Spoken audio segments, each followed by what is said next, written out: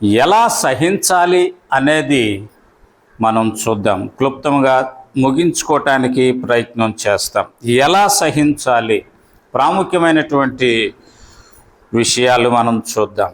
ఎఫెసీ రాసినటువంటి పత్రిక 4వ అధ్యాయము 2వ వచనం. ఎఫెసీ సంఘానికి వ్రాసినటువంటి పత్రిక 4వ అధ్యాయము 2వ వచనం. కాబట్టి మీరు సమాధానమును బంధము చేత ఆత్మ కలిగించు ఐక్యమును కాపాడుకొనుటయందు శ్రద్ధ కలిగిన వారై ప్రేమతో ఒకరినొకడు సహించుచు అనేటటువంటిది మనం అక్కడ చూస్తాం. దేని కొరకు ఒకరినొకడు సహించాలి అంటే ఆత్మ కలిగించేటటువంటి ఐక్యతను కాపాడుకోవటానికి. ఈనాడు మనం గతంలో చూస్తే పూర్వ దినాల్లో, ఈ దినాల్లో కనబడటం లే. సమిష్టి కుటుంబాలు ఉండేవి, ఉమ్మడి కుటుంబాలు ఉండేవి. ఈ దినాల్లో అవి లేవు.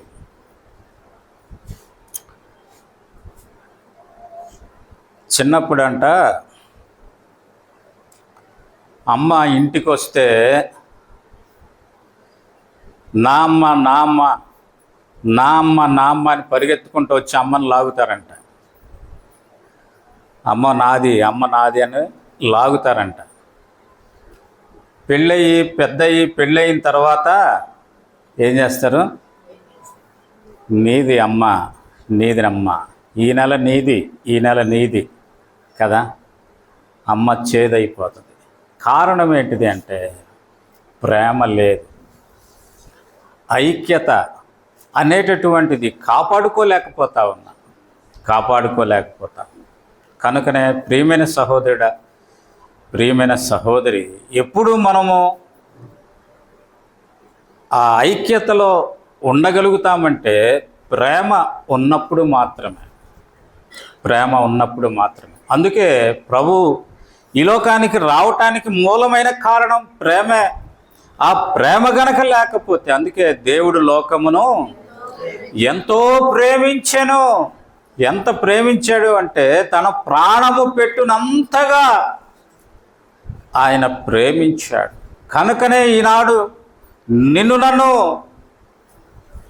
తిరిగి తన దగ్గరకు తీసుకోవటానికై ఆయన ఈ లోకానికి వచ్చినట్లుగా మనం చూస్తాం.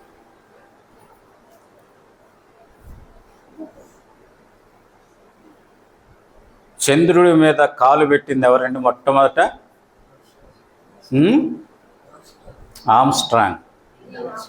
నీల్ ఆమ్స్ట్రాంగ్. ఆయన అంటాడు, ఒక మాట అంటాడు, నీల్ ఆమ్స్ట్రాంగ్ చంద్రుడి మీద కాలు పెట్టడం గొప్ప కాదు, కానీ సమస్తాన్ని సృష్టించినటువంటి ఆ దేవాతి దేవుడు ఈ భూమి మీద మానవుడిగా కాలు పెట్టడం గొప్పది అంటాడు. కనుక ప్రియమైన సహోదరుడా, ప్రియమైన సహోదరి, ఆ ప్రేమ అనేటటువంటిది మనం చూస్తూ ఉన్నాం. అందుకే కొరింథీయులకు రాసినటువంటి పత్రికలో, కొరింథీయులకు రాసినటువంటి పత్రిక, కొరింథీయులకు రాసిన మొదటి పత్రిక 13వ అధ్యాయములో మనము ఒక 3 విషయాలు మనం ఇక్కడ చూస్తాం. కొరింథీయులకు రాసిన మొదటి పత్రికలో ఒక 3 విషయాలు మనం ఇక్కడ చూస్తాం. చూడండి, మొదటి 3 వచనాల్లో ఉంటుంది. నేను చదువుతాను, వినండి. మనుష్యుల భాషలతోనూ దేవదూతల భాషలతోనూ నేను మాట్లాడినను ప్రేమ లేనివాడనైతే అంటే చాలామంది రకరకాలుగా భాషలతో మాట్లాడతాడు. మనుషుల భాషలతో మాట్లాడినా, దేవదూతల భాషలతో మాట్లాడినా ప్రేమ లేనివాడనైతే. రెండవదిగా మనం అక్కడ చూస్తూ ఉన్నాం, ప్రవచించు కృపావరము కలిగి మర్మములన్నీ జ్ఞానమంతయు ఎరిగిన వాడనైనను కొండలను పెకిలింపగల సంపూర్ణ విశ్వాసము గలవాడనైనను ప్రేమ లేనివాడనైతే మూడవదిగా మనం అక్కడ చూస్తాం, పేదల పోషణ కొరకు నా ఆస్తి అంతయు ఇచ్చినను, కాల్చబడుటకు నా శరీరం అప్పగించినను ప్రేమ లేనివాడనైతే. కాబట్టి వీటికి మించింది ఇంకా ఏముందండి? భాషలతో మాట్లాడటం, అది మనుషుల భాష, దేవదూతల భాష కదండి. కృపావరాలు, మర్మం, జ్ఞానము, కొండలను పెకిలించగలిగిన విశ్వాసము కదా. ఆవగిందంత విశ్వాసం ఉంటే కొండను స్థానభ్రంశం చేయొచ్చు. అలాంటి విశ్వాసము కలిగినప్పటికీ కదా, నా ఆస్తి మొత్తం ఇచ్చేసి నా శరీరాన్ని కాల్చేసుకోండి అన్నప్పటికీ కూడా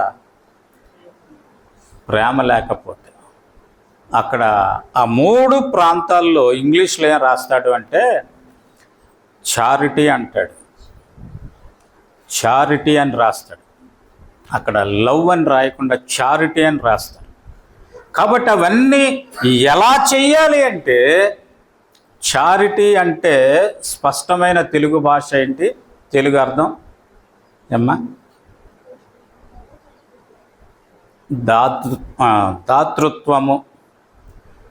దాతృత్వం అనేటటువంటిది చారిటీ. అది ఎలా ఉండాలి అంటే ప్రేమ కలిగి ఉండాలి. కాబట్టి మనం చేసేటటువంటి ఏదైనా కానీ ప్రేమ కలిగి గనక లేకుండా ఉంటే, అక్కడ ఏమంటున్నాడు అంటే, మ్రోగెడు కంచును గణగణలాడు తాళం అంటా ఉన్నాడు, వ్యర్థుడను అంటా ఉన్నాడు, ప్రయోజనమేమీ లేదు అంట. ఆ భావన మనలో లేకపోతే, ఆ ఇన్స్పిరేషన్ అనేటటువంటిది కనుక మనలో లేకపోతే, మనం ఎంతైనా చేయొచ్చు, చేసినా కానీ అది వ్యర్థము, ప్రయోజనము లేనటువంటిది అనేది మనం అక్కడ చూస్తాము. కనుక ప్రియమైన సహోదరుడా, ప్రియమైన సహోదరి, ప్రేమ అనేటటువంటిది చాలా ప్రాముఖ్యమైనది. అందుకే మనం చివరిలో చూస్తాం, ఈ అధ్యాయం చివరిలో, 13వ అధ్యాయం చివరిలో, విశ్వాసము, నిరీక్షణ, ప్రేమ నిలుచును గాని వీటన్నిటిలో శ్రేష్టమైనటువంటిది ప్రేమ. వీటన్నిటిలో శ్రేష్టమైనది ప్రేమ. కాబట్టి ఆ ప్రేమే ఈనాడు నీవు నేను ఇక్కడ కూర్చోటానికి కారణమైంది. ఆ ప్రేమే దేవాతి దేవుడు ఆ పరలోక రాజ్యాన్ని, దేవదూతల యొక్క స్తుతులను, ఆ మహిమను విడటానికి కారణమైంది. కనుక ప్రియమైన సహోదరుడా, ప్రియమైన సహోదరి, ఈనాడు వ్యక్తిగత, కుటుంబ, సంఘ జీవితాల్లో లోపిస్తూ ఉన్నది ఏంటంటే ఆ ప్రేమ అనేటటువంటిది లోపిస్తూ ఉంది. తల్లిదండ్రుల పైన బిడ్డల ప్రేమ, బిడ్డల పైన తల్లిదండ్రుల ప్రేమ, భార్య పైన భర్త ప్రేమ, భర్త పైన భార్య ప్రేమ, సంఘములో ఒకరి ఎడల ఒకరికి కలిగి ఉండాల్సినటువంటి ఆ ప్రేమ, ఇవన్నీ లోపిస్తాం. కారణం ఏంటంటే ఇహలోక సంబంధమైనటువంటి వాటి వైపు మానవుడు దృష్టి పెడతా ఉన్నటువంటి కారణం చేత ప్రేమ లోపిస్తూ ఉంది అనేది మనం చూడగలుగుతాం. కనుకనే ప్రియమైన సహోదరుడా, ప్రియమైన సహోదరి, ఎలా మనం సహించాలి అంటే ప్రేమ కలిగినటువంటి వారమై మనము సహించాలి అనేది మనం చూస్తాం. అటువంటి ప్రేమే గనక మన జీవితాల్లో ఉంటే ఈనాడు అనాథాశ్రమాలు ఉండవు, వృద్ధాశ్రమాలు అనేవే ఉండవు. కారణం ఏంటి? ఈనాడు అవి ఎక్కువైపోతూ ఉన్నాయి. కారణం ఏంటిదంటే ప్రేమ లోపించిన కారణం చేత, ప్రేమ లోపించినటువంటి కారణం చేత. కనుక ప్రియమైన సహోదరుడా, ప్రియమైన సహోదరి, అందుకే యేసుప్రభువారు కల్వరి శిలువలో తాను ప్రాణాన్ని అప్పగించేదానికి ముందుగా యోహాన్ని పిలిచి, యోహానా, ఇదిగో నీ తల్లి, అమ్మా ఇదిగో నీ కుమారుడని అప్పగించాడు. అక్కడ తండ్రి బిడ్డల సంబంధం ఏర్పడింది, తల్లి బిడ్డల సంబంధం. కనుకనే ప్రియమైన సహోదరుడా, ప్రియమైన సహోదరి, ఈనాడు అటువంటి ఆ ప్రేమ అవసాన కాలంలో, పని చేసుకోలేనటువంటి కాలంలో, లేవలేనటువంటి కాలంలో అట్టి ప్రేమ కలిగినటువంటి వారంగా మనం ఉండగలిగితే, సహాయము చేయగలిగితే, కాబట్టి ఇక్కడ చారిటీ అనే పదం ఉపయోగించింది. అందుకే మనము సహాయం చేయాలి. చేసేది ఎలా చేయాలంటే ప్రేమతో, హృదయపూర్వకముగా మనం ఎప్పుడైతే చేయగలుగుతామో అది దేవుని దృష్టికి ఇష్టమైనదిగా ఉంటుంది అనేటటువంటిది మనం అక్కడ చూస్తాం. కాబట్టి మొదటిది ఏంటి అంటే ప్రేమ కలిగి ఒకరినొకడు సహించు, ప్రేమతో సహించాలి అనేటటువంటిది మనం చూస్తూ ఉన్నాం. రెండవదిగా మనం గమనిస్తే గనక అక్కడ వ్రాయబడతా ఉన్నటువంటి మాట ఏంటిదంటే కొరింథీయులకు రాసిన 2వ పత్రిక 1వ అధ్యాయము 6వ వచనం. కొరింథీయులకు రాసిన 2వ పత్రిక 1వ అధ్యాయము 6వ వచనం. మేము శ్రమ పొందినను మీ ఆదరణ కొరకును రక్షణ కొరకును పొందుదుము, మేము ఆదరణ పొందినను మీ ఆదరణ కొరకై పొందుదుము, ఈ ఆదరణ మేము కూడా పొందుచున్నట్టి ఆ శ్రమలను ఓపికతో సహించుటకు కార్యసాధకమై ఉన్నది. కాబట్టి రెండవదిగా ఎలా సహించాలి అంటే ఓపికతో మనం సహించాలి. అందుకే మనం ముందుగా చూసాం వేటిని సహించాలి. వేటిని సహించాలంటే శ్రమ, బాధ, కష్టము, నష్టం కదా. అవి మనం సహించినప్పుడు అటువంటి శ్రమలు కలిగినటువంటి వారిని మనము ఆదరించగలిగిన వారంగా మనం ఉంటాం. అందుకే ఇక్కడ 4వ వచనములో మనం చూస్తూ ఉన్నాం. చూడండి, దేవుడు మమ్మను ఏ ఆదరణతో ఆదరించుచున్నాడో ఆ ఆదరణతో ఎట్టి శ్రమలో ఉన్న వారినైనను ఆదరించుటకు శక్తి గలవారమగునట్లు ఆయన మా శ్రమ అంతటిలో మమ్మును, అంటే దేవుడు మమ్మల్ని ఆదరిస్తూ ఉన్నాడు, మా శ్రమల్లో ఆదరిస్తూ ఉన్నాడు. ఎందుకు అంటే అట్టి శ్రమలు ఎవరిలోనైనా కలిగితే వారిని ఆదరించి ధైర్యపరచటానికి, వారిని ఆదరించి ధైర్యపరచటానికి. కనుక రెండవదిగా మనము ఎలా సహించాలి అంటే ఎలా సహించాలా?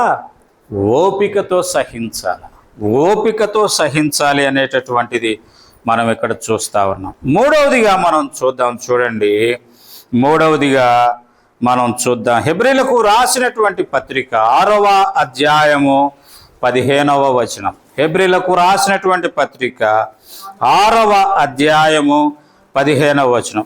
ఆ మాట నమ్మి అతడు ఓర్పుతో సహించి ఆ వాగ్దాన ఫలము పొందారు. కాబట్టి మనం ఇక్కడ చూస్తాం అబ్రహాము గురించి. అబ్రహాముకి వాగ్దానం చేసినప్పుడు నిరీక్షణ లేనటువంటి జీవితం కదా. ఎన్ని సంవత్సరాలు అతడు ఓర్పు కలిగి జీవిస్తూ వచ్చాడు.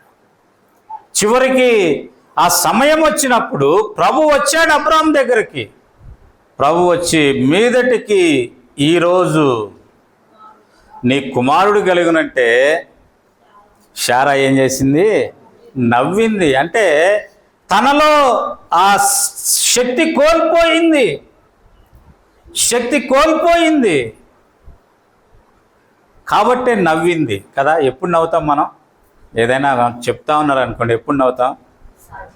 అసాధ్యం అనుకున్నప్పుడు చిన్నగా ఒక స్మైల్ ఇస్తాం కదా. చెప్తాంలే కానీ కదా. అలాంటి నవ్వు నవ్వింది శారా. అయినా ప్రభు కనికరించాడు. కాబట్టి ఆ ఓర్పు అనేటటువంటిది మనల్ని, అందుకే అక్కడ వ్రాయబడతా ఉన్నటువంటి మాట ఏంటిది అంటే అక్కడ వ్రాయబడినటువంటి మాట ఏంటిదంటే కదా, మీరు మందులు కాక, దేవుడు అన్యాయస్తుడు కాడు, మీరు మందులు కాక విశ్వాసము చేతను ఓర్పు చేతను వాగ్దానములను స్వతంత్రించుకొని వారిని పోలి నడుచుకొనినట్లు కదా, పోలి నడుచుకొనినట్లు అనేటటువంటివి మనం అక్కడ చూస్తాం. కాబట్టి ఎప్పుడైతే మనం ఓర్పు కలిగి ఉంటామో మనము వాటిని స్వతంత్రించుకోగలము అనేటటువంటిది మనం చూస్తాం. కాబట్టి ఎలా సహించాలి అంటే, మొదటిదిగా ప్రేమ కలిగి మనం సహించాలా, రెండవది ఓర్పుతో సహించాలా, మూడవది ఓపిక కలిగి మనం సహించాలి అనేటటువంటిది మనం చూస్తా ఉన్నాం.